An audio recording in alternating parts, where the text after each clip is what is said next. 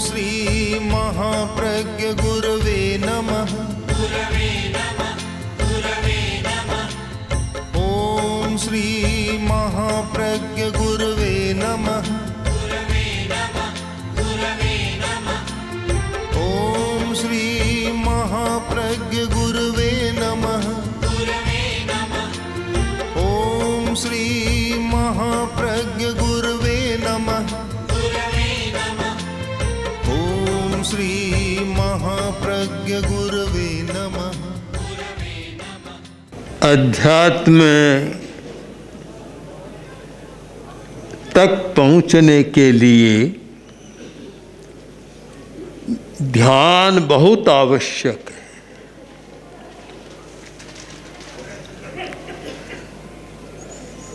साधना के अनेक प्रकार हैं, किंतु ध्यान के बिना हमारा आरोहण नहीं होता।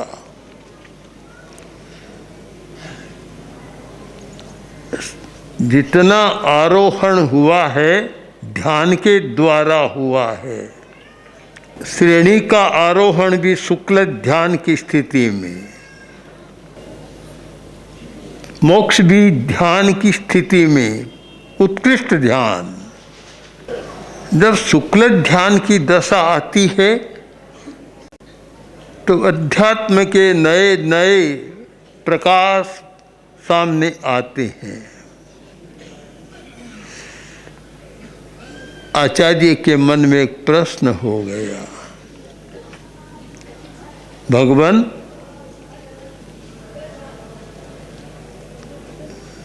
आपके ध्यान से क्या होता है?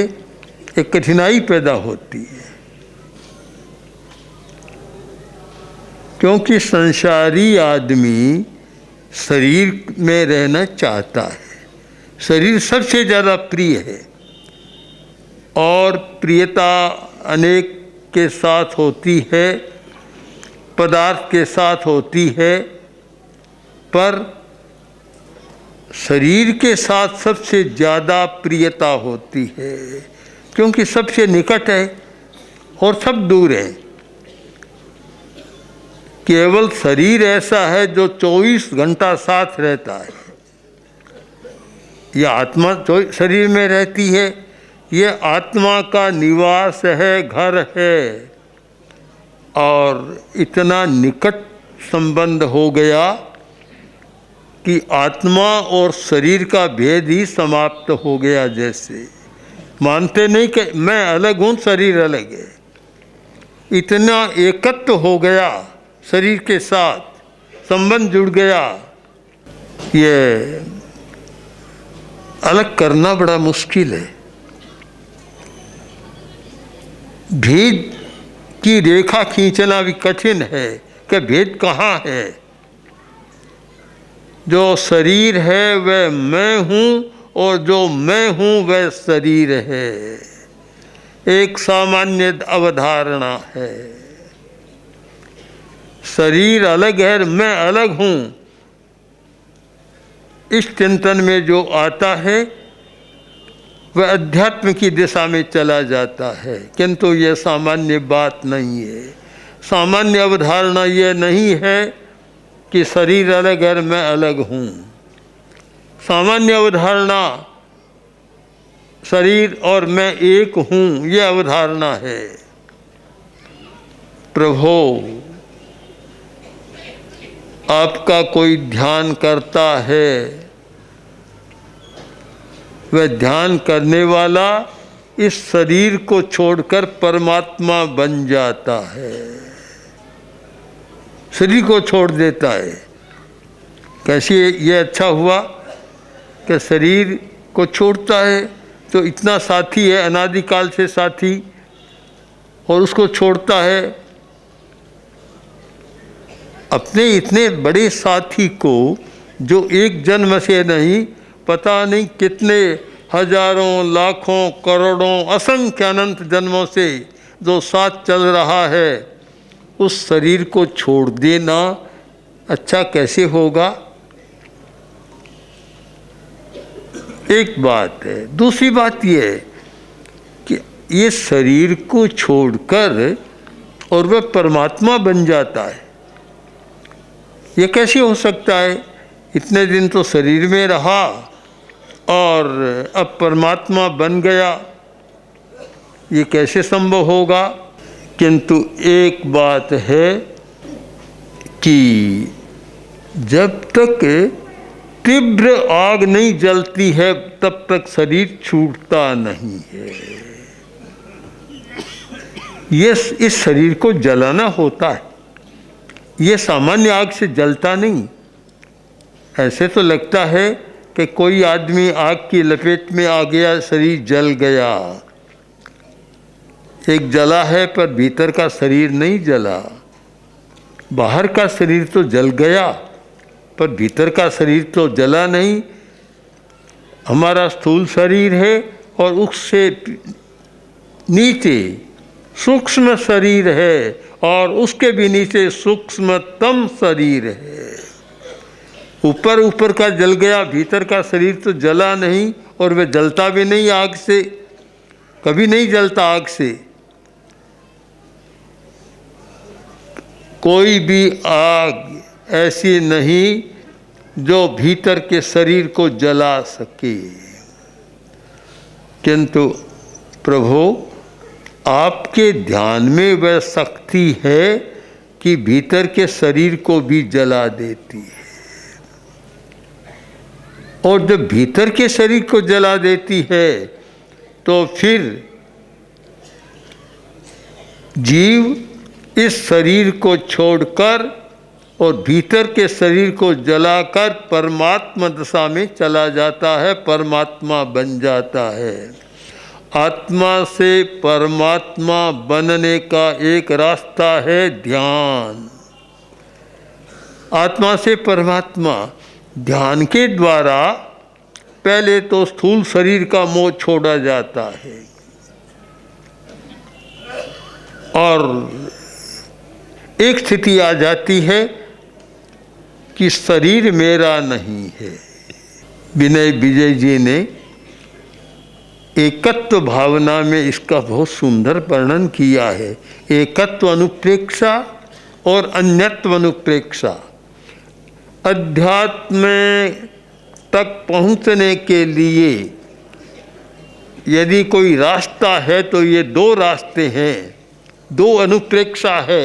एकत्व अनुप्रेक्षा कि मैं अकेला हूँ और अन्यत्व अनुप्रेक्षा शरीर मेरा नहीं है। बहुत सुंदर लिखा है। विनय निभालय निज भवनम, विनय निभालय निज तनु धन सुत सदन स्वजनादिषु किं निजमिह कुगते रवणं विनय येन सहाश्रयसेति विमोहा दिदमहमित्यविभेदं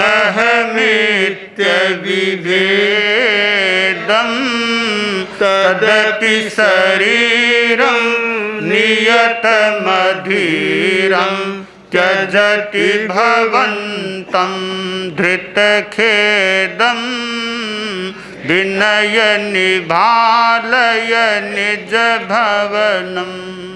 अपने घर को देखो, अपना घर। बहुत घर है, नए नए घर बन रहे हैं और हिंदुस्तान में इन 10 वर्षों में इतने घर बने हैं जिनको असंख्य कह दो एक भाषा में। चालू भाषा में असंख्य घर, इतने बड़े बड़े नगर, इतने बड़े बड़े घर, 200 करोड़, 400 करोड़, 1000 करोड़, 2000 करोड़ तक की लोग बात कर रहे हैं। इतने बड़े बड़े घर, इतने घर बना लिए, पर अपना घर बहुत कम लोगों ने बनाया है। घर बने हैं सीमेंट, लोहा ईंटें जितना मेटेरियल है, जितना पदार्थ हैं उनका उपयोग किया है और विशाल भवन खड़े कर दिए, पर अपना घर एक नहीं बनाता। और वे घर बनाते हैं कि जो घर आज तो बनते हैं, आज जिन पर अधिकार होता है और कुछ समय बाद पता नहीं किसका होता है, अपना नहीं रहता। अपना है वह कभी छूटता नहीं, जो अपना है वह कभी नहीं छूटता, पराया है वह छूटता है। अपना अपना, पराया पराया। एक बड़ा साधक योगी था, आया और राजमहल के सामने दरवाजे पर जाकर खड़ा हो गया। पहरेदार थे, बोले कि महाराज क्या कर रहे हो? कि भीतर जाना चाहता हूँ। भीतर क्यों? कि मैं यहाँ रहना चाहता हूँ, मुझे रहना है, रहने के लिए स्थान चाहिए। बोले महाराज ये धर्मशाला नहीं है, आप धर्मशाला में जाएं ठहरना, तो ये धर्मशाला नहीं है, ये राजमहल है, यहाँ आप नहीं रह सकते। उसने देखा, इधर उधर देखा और बोला कि मुझे धर्मशाला दिखाई दे रही है। नहीं महाराज ये धर्मशाला नहीं है, तो राजमहल है। योगी ने फिर देखा और फिर कहा तुम भूल रहे हो, ये धर्मशाला है। योगी अड़ गया कि मैं तो यहाँ रहूँगा, धर्मशाला में रहूँगा। अब योगी इतना तेजस्वी था कि पहरेदार भी घबरा गए राजा के पास जाकर बोला महाराज एक कोई ऐसा तेजस्वी योगी आया है और वह यहाँ रहना चाहता है और कहता है यह धर्मशाला है। अब हमारे बस की बात नहीं, हम भीतर आने देंगे, अब फिर आप कहेंगे। राजा स्वयं आया, देखा, योगी के तेज को देखा, राजा भी चकरा गया।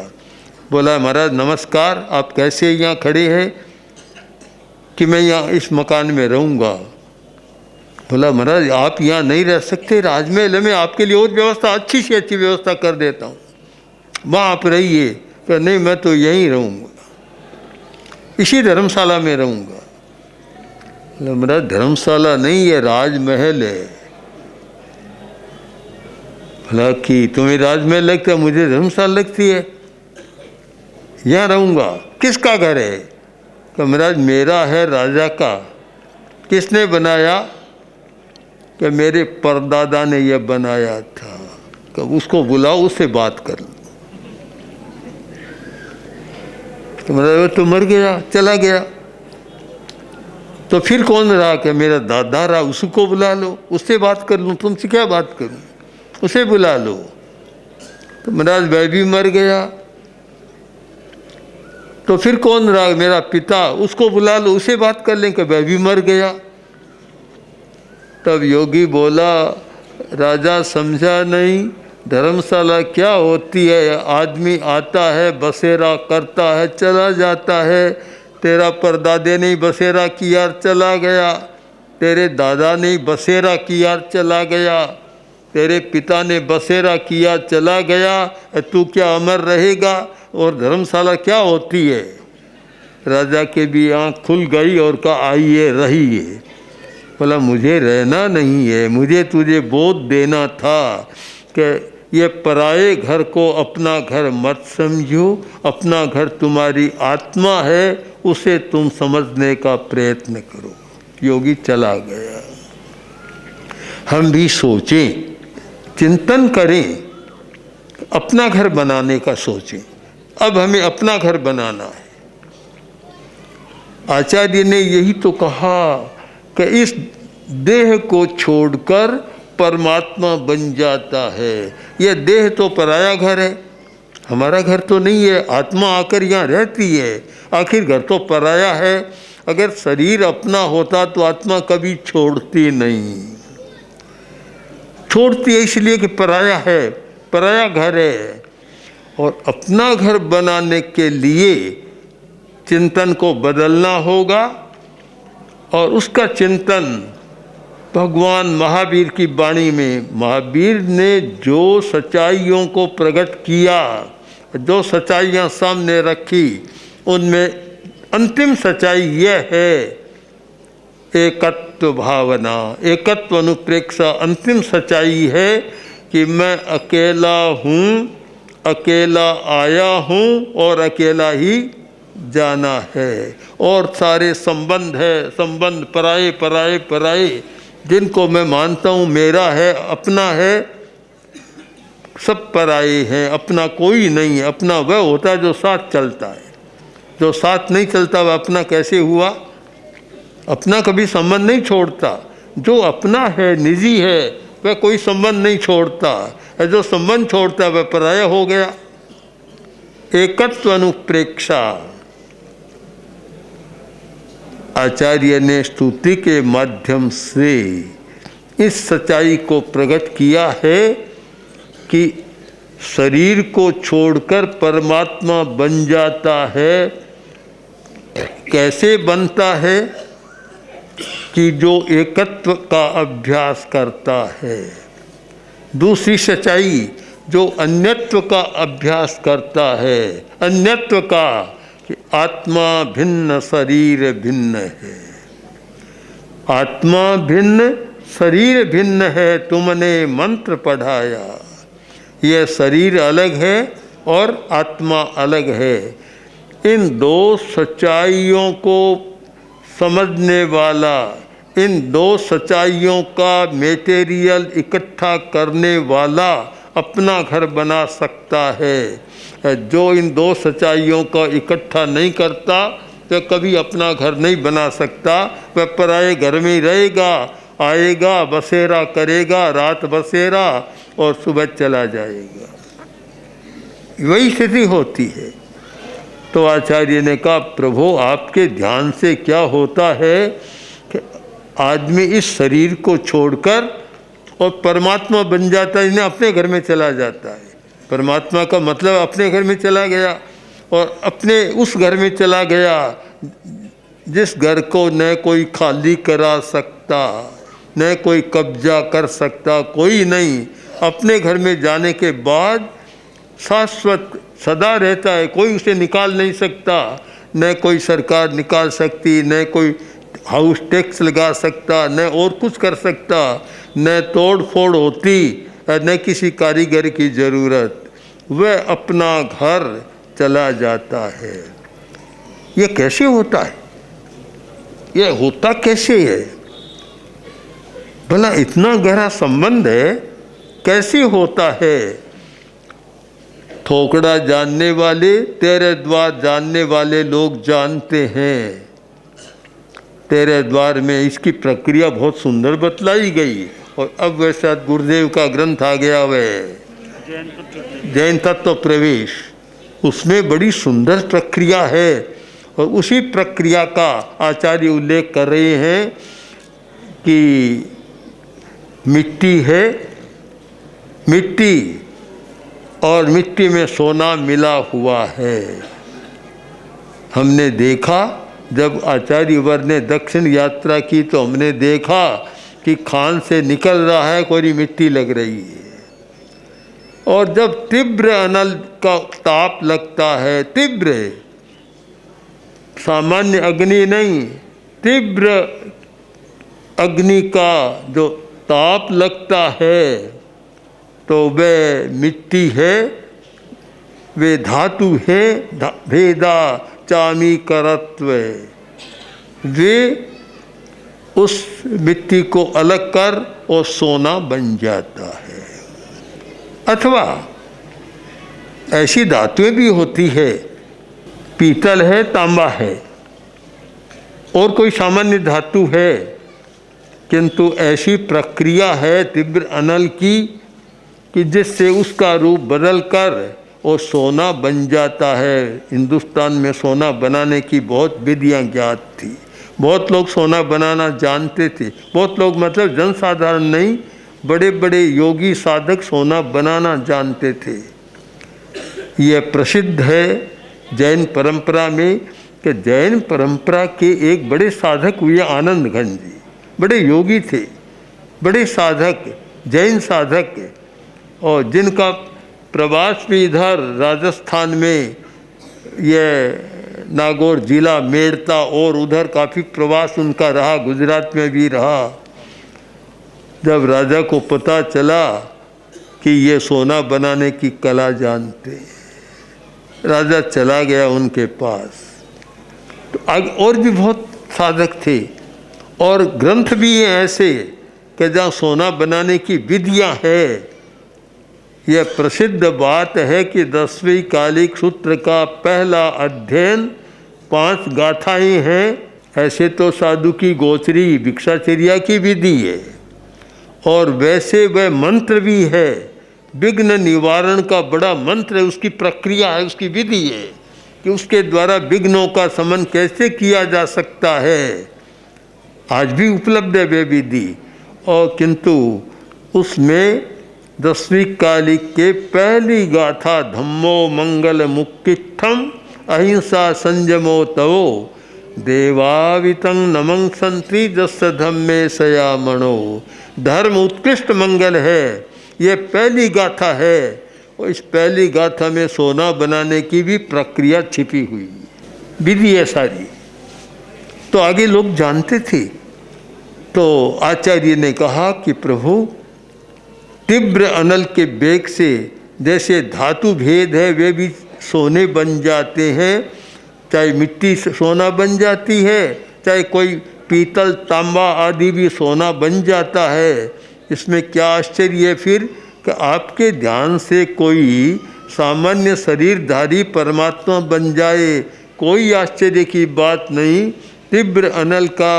तीव्र अग्नि का वेग होने पर जब सामान्य मिट्टी भी सोना बनती है, तो आपके ध्यान से बने, कोई आश्चर्य के नहीं।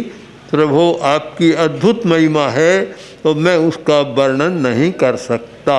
ओम ॐ श्री महाप्रज्ञ गुरवे नमः। ॐ श्री महाप्रज्ञ